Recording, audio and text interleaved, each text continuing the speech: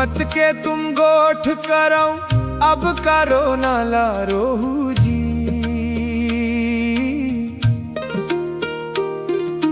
कैसे पाहू बने फसला जब बदराला बोहू जी। सोए के रतिहा जम्मो सिरागे जागे के दिन माँ का सोहू जी।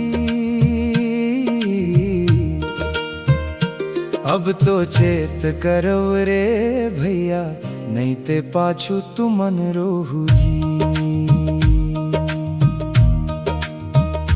खींच तान माझन काम बिगाड़ो करम के पत्थरा फुरहू जी। नहाहू तुम सुफल के पानी मासूमा काबर मुहला धोहू जी।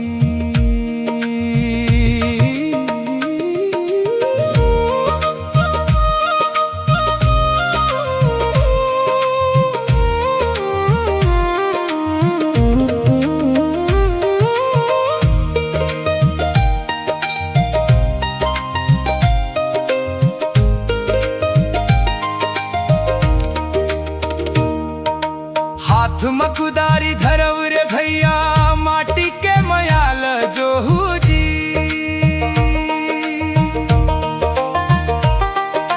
बीज बोवैया के नांगर चलते बैठे रहैया का बोहू जी।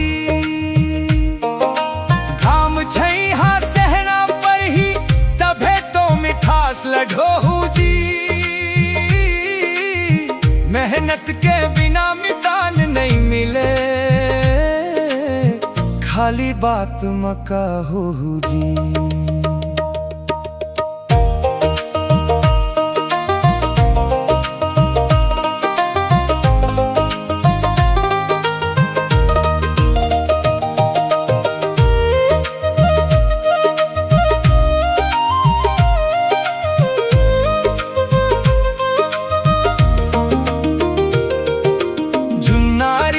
झन बिसरावो नवाजुग संग संगत जोहू जी।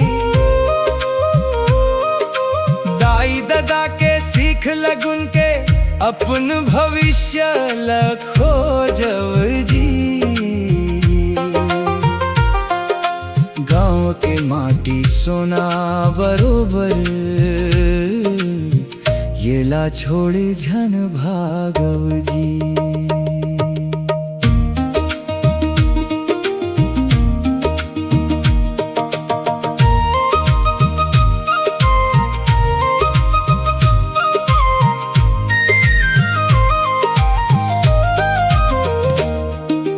राउत पनी का गोड़ कलार सब एक माटी के बेटा जी। जात पात के भेद भूला के माया के नांगर खेवत जी। दरिया नरवा सूखत जावत पुरखा के धरोहर रोवत जी। पानी बिन का जीवन चलही ये ला सोच के देखो जी।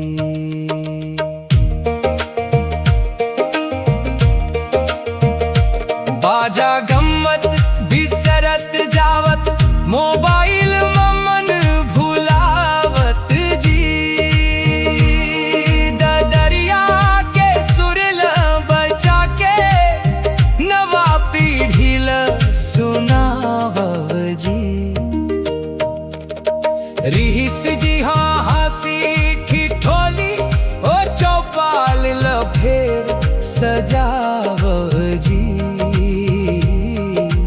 गाँव के नता गोता मनला फेर माया से जोड़ब जी।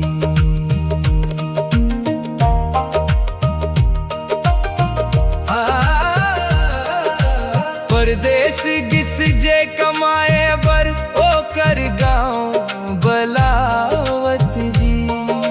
खेत खारला सुन्ना झन रहन दो माटी माया लुटावत जी। चुना संगवारी मन सुरता थे, बीते दिन लगो हरावत जी। सुमत धरव अब साथी मन हो, अपन जड़ ल पहचानव जी।